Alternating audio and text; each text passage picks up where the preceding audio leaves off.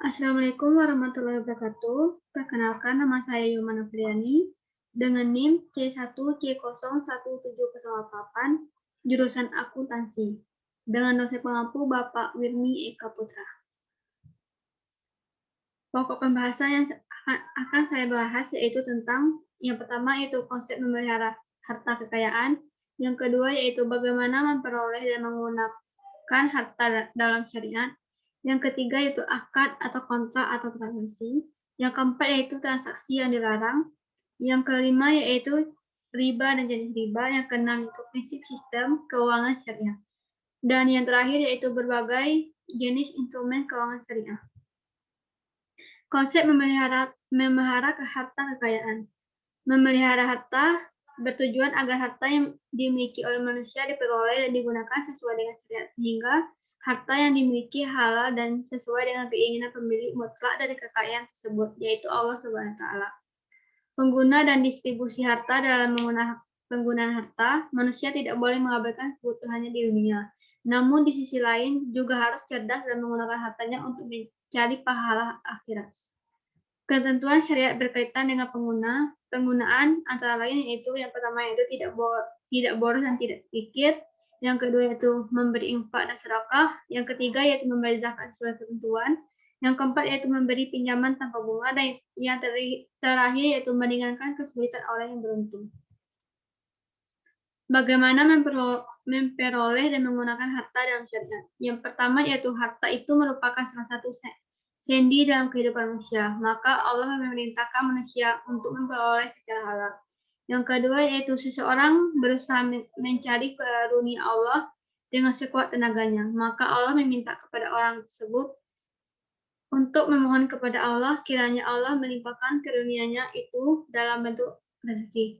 Yang ketiga yaitu jika telah berusaha memperoleh rezeki Allah dan telah meminta pula perkenaan dari Allah, maka Allah akan memberikan karunia-Nya kepada siapa yang dikehendakinya. Adapun bentuk usaha dalam memperoleh harta yang menjadi karunia Allah untuk dimiliki oleh manusia bagi menunjang kehidupannya secara garis besar ada dua bentuk, yaitu pertama memperoleh harta tersebut secara langsung sebelum dimiliki oleh siapapun. Bentuk yang jelas dari pendapatan harta yang baru sebelum menjadi milik oleh siapapun adalah menghidupkan tanah mati yang belum dimiliki atau yang disebut ihya al-mat. Yang kedua yaitu memperoleh harta yang telah dimiliki oleh seseorang melalui transaksi, akad, kontrak, dan transaksi. Pengertian transaksi menurut Isa dan sumber lainnya, secara umum transaksi dapat diartikan sebagai kejadian ekonomi atau keuangan yang melibatkan paling tidak dua pihak, seseorang dengan seseorang atau beberapa orang lainnya, yang saling melakukan pertukaran, melibatkan diri dalam perserikatan usaha, pinjam-meminjam atas dasar sama-sama suka atau suka atas dasar suatu ketetapan hukum atau syariat yang berlaku. Jenis akad dalam transaksi syariah yaitu akad tabaru dan akad tijarah.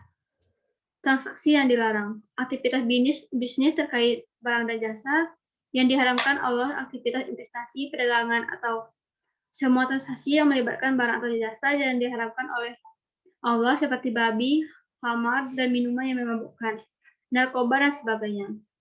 Transaksi yang dilarang hukum asal dalam muamalah adalah semua diperoleh kecuali ada ketentuan syariah yang melarangnya. Hal tersebut transaksi yang dilarang sebagai berikut, yaitu aktivitas bisnis terkait barang dan jasa yang diharamkan oleh Allah. Yang kedua yaitu riba, merupakan tambahan yang disyaratkan dalam transaksi bisnis tanpa adanya padanan yang dibinakan syariat atas penambahan tersebut. Riba dan jenis riba. Riba berasal dari bahasa Arab yang berarti tambahan. Al-ziyayah berkembang, muah, meningkat al-filkah, dan membesar al-uluh.